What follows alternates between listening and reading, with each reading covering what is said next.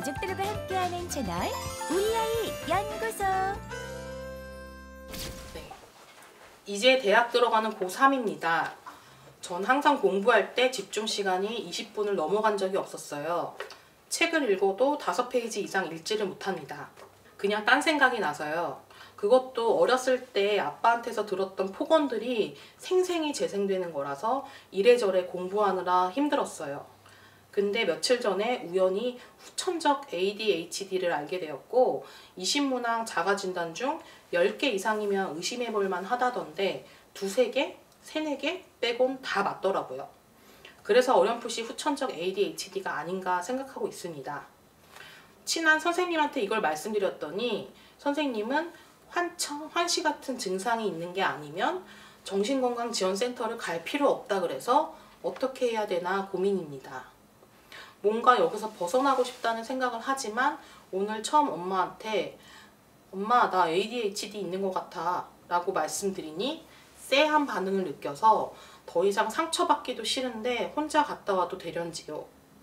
솔직히 세상엔 저보다 힘든 사람들이 널리고 널렸는데 제가 그냥 이런 거 가지고 힘들어해도 되는 건지도 모르겠고요. 만약 정신건강지원센터를 간다면 돈이 많이 드나요? 혼자서 몰래 갔다 올 수는 없을까요? 되게 힘들었겠다. 그리고 맞아요. 이 친구가 지금 후천적 ADHD라고 했는데 그것은 후천적으로 생겼다라기보다는 이제서 인지했다. 나도 그게 궁금했어. 후천적으로 ADHD가 발병을 한다고? 이런 게 좀 궁금했어. 근데 이제 그게 제가 그 전문가들마다 생각이 좀 다를 수 있어서 그러긴 한데 ADHD는 뭐냐? ADHD는 뭐냐고 했을 때 그게 이제 주의력 결핍 및 과잉행동 증후군 뭐 이런 건데 뇌의 신경전달 물질의 문제거든요. 그러니까 신경전달 물질이 있어요. 우리가 뭐 세로토닌이, 도파민이 뭐 이런 신경전달 물질이 있는데 신경전달 물질의 불균형에서 온다고 해요. 그러면 그래서 이제 우리가 특히 어린 나이일 때 ADHD들한테 갖는 어떤 오해들이 이 친구가 예를 들면 버르장머리가 없어서 뭐 이렇게 말을 안 듣고 뭐 가만히 못 있고 이런 게 아니라 이 친구들이 그냥 할 수 있는데 안 하려고 해서 안 하는 게 아니라 이 친구들이 이걸 하는데 어려움을 가진 친구들이구나 라는 게 ADHD란 말이에요. 그럼 이제 그런 어려움은 뇌의 신경전달 물질의 그거기 때문에 사실은 갖고 태어난 거나 마찬가지인데 그게 이제 치료법에 있어서 어떤 어린 시기에 약을 한 2~3년 정도 꾸준히 복용을 하면 그것이 일종의 해결된다는 케이스들이 있어요. 그러니까 이거를 짧게 뭐 몇 달 먹고서는 안 되는데 한 2~3년 정도를 먹으면 그냥 그 다음엔 약을 안 먹어도 훨씬 수월한 생활을 한다라는 보고들도 있고, 그리고 어렸을 때는 분명히 ADHD였는데 성인기에는 그런 증상이 거의 안 나타난다는 사람도 있고, 그런데 성인기까지 계속된다는 사람들도 있고 그렇거든요. 근데 이제 이 친구는 후천적 ADHD라고 표현했지만 사실은 자기가 고백하고 있잖아. 나는 어려서부터 영 집중하기가 힘들었고 뭐 이런 어려움이 있었던 거죠. 근데 어떻게 보면 경미한 수준이었겠죠. 만약에 이 친구가 너무 심한 ADHD야.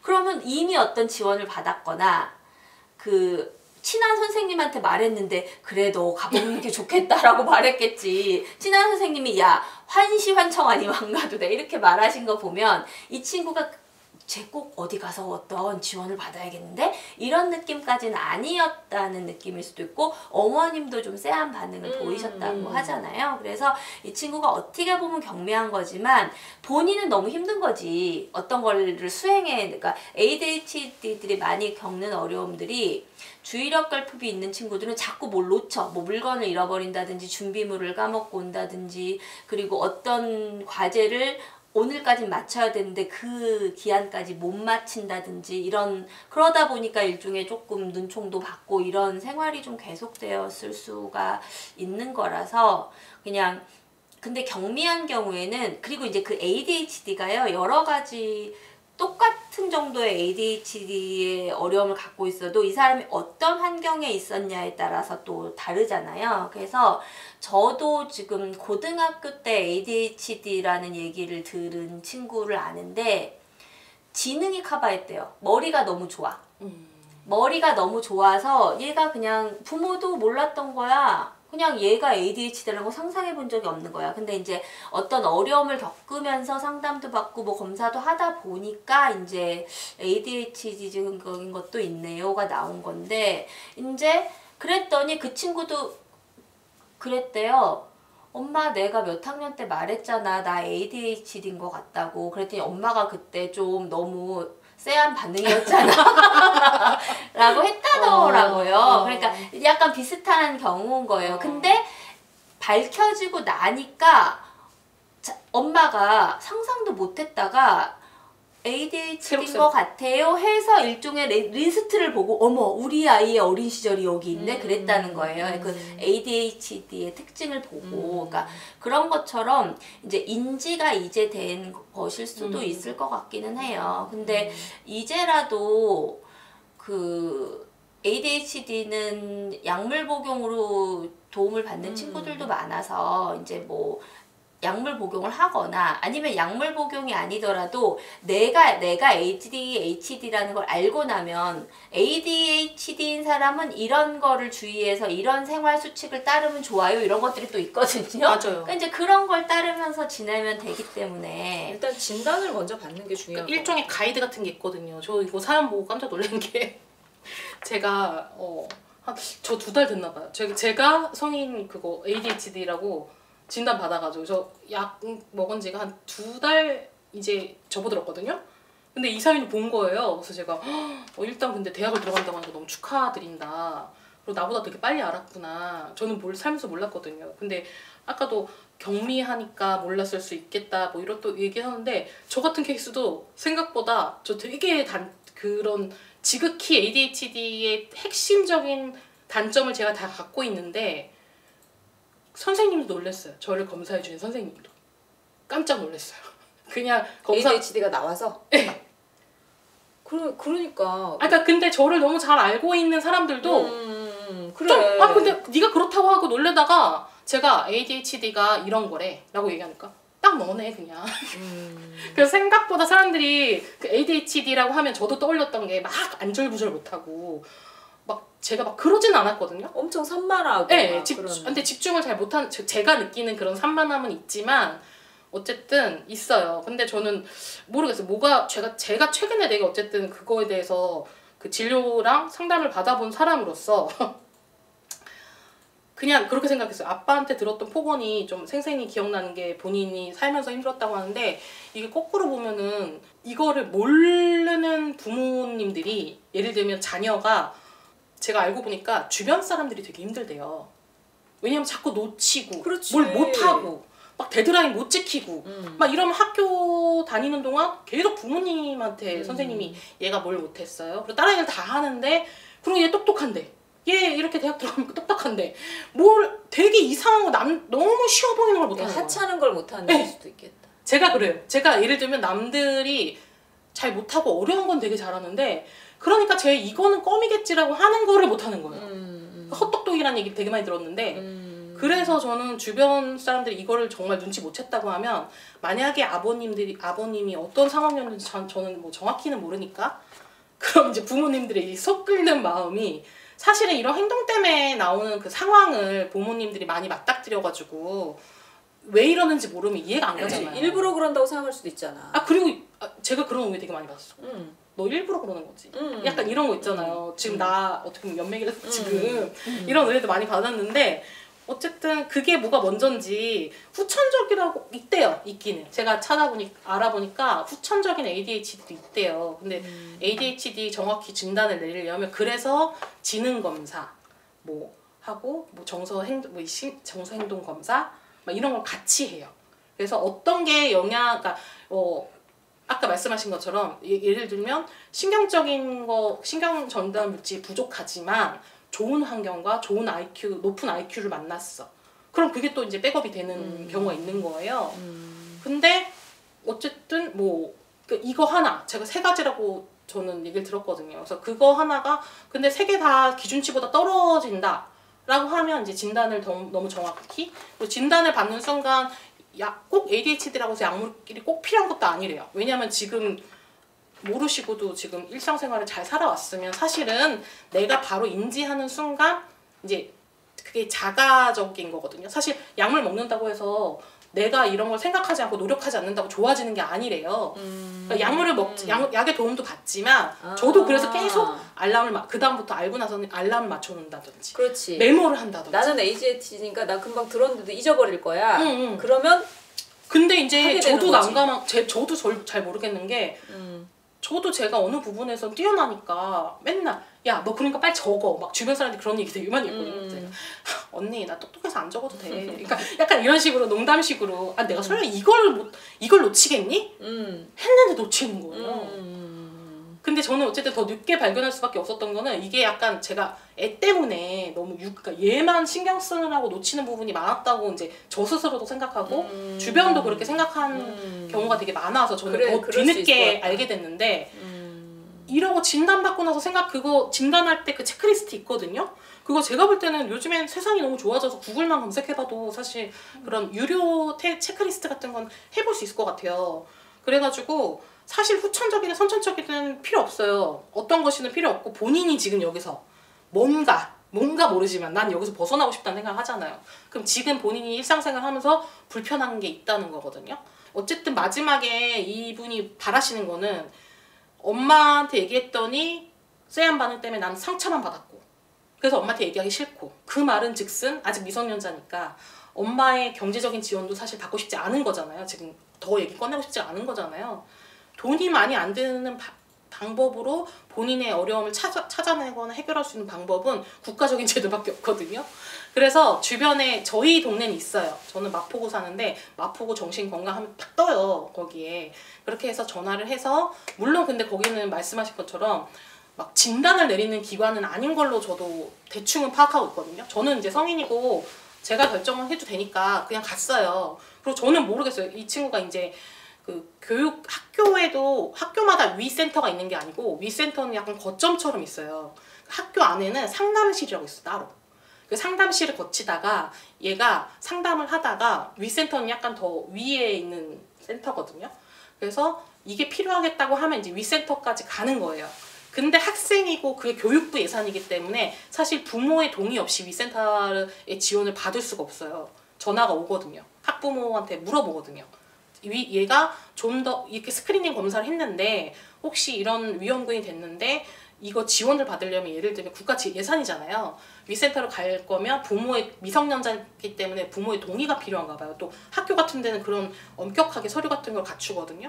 그래서 알 수밖에 없지만 그래도 지역에 이제 막 고3이 어차피 이제 곧 성인이 될 거니까 지역에 있는 센터를 두드리는 게 돈이 가장 안 든다. 그리고 하지만 지역에 있는 센터도 연계를 시켜줄 거예요. 아마 연계된 병원이 있어가지고 뭐 지역 내에 쉽게 갈 수 있는 아니면 성인 ADHD를 잘 보는 병원 이렇게 연계된 게 있어가지고 알려는 주고 그리고 제가 알기로도 초반에 예를 들면 검사 그리고 약간 상담 이런 것까지 한 초기에는 지원을 좀 해줘요. 그렇기 때문에 초기에는 부모님의 지원이 없이 할 수 있지만 저는 이거는 가족들의 이해가 꼭 필요하다고 생각이 들거든요. 왜냐면 어머니랑 아버님이랑 그 전까지는 관계가 어땠는지 제가 알 수는 없지만 가족들도 이제 아는 순간 하는 것들이 있거든요. 자존감이 진짜 낮았을 것 같아. 왜 난 이럴까? 근데 이제 이 친구는 지금 알고 싶은 거잖아.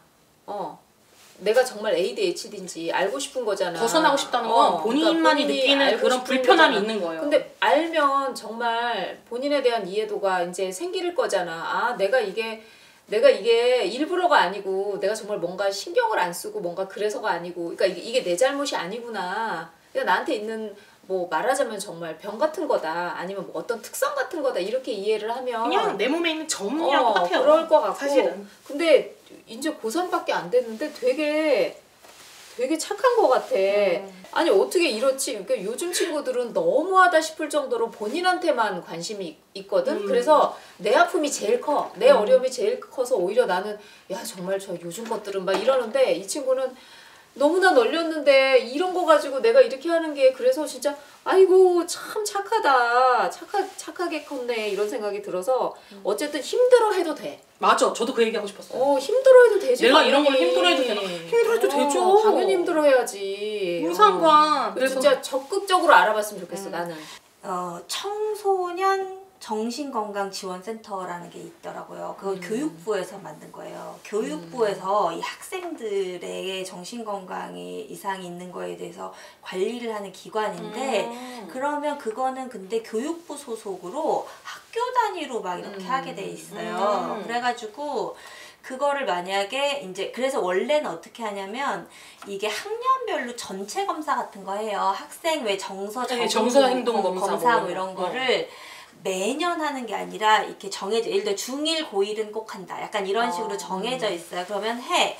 그러면 그걸로 왜 그 일종의 적성 검사도 돼요. 아, 이 친구는 어느 쪽에 좀 더 뭐 소질이 있습니다. 뭐 이런 적성도 나오면서 그러면 뭐 미래 예측 직업 이런 것도 나오고 그런 것도 나오면서 혹시 정서적인 문제는 없는지 행동적인 문제는 없는지까지 이렇게 체킹이 되는 거예요. 그러면 그 범위가 나와요. 이 친구 약간 요주의다.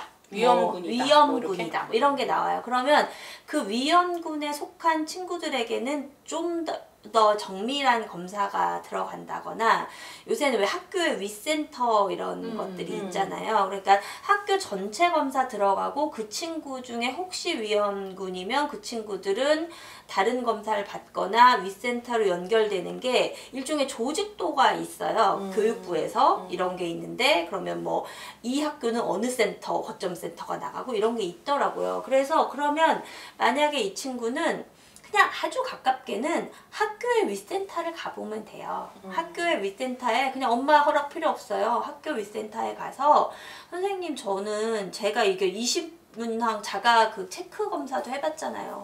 제가 생활 중에 이런 어려움이 있어서 이런 거를 체크해봤더니 이렇게 나왔는데 제가 뭐 받을 도움이 없을까요? 이렇게 직접 해보는 방법도 있고 근데 이거는 너무 교육부 소속이고 이 친구 너무 고3이고 지금 학기가 얼마 안 남았잖아요. 그래서 예전에는 무슨 건강가족지원센터 이런 식으로 이름 붙은 센터들 있었잖아요.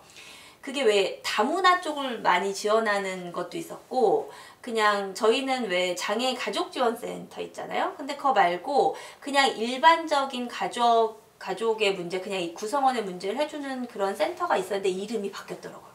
아주 간단해졌어요. 가족센터.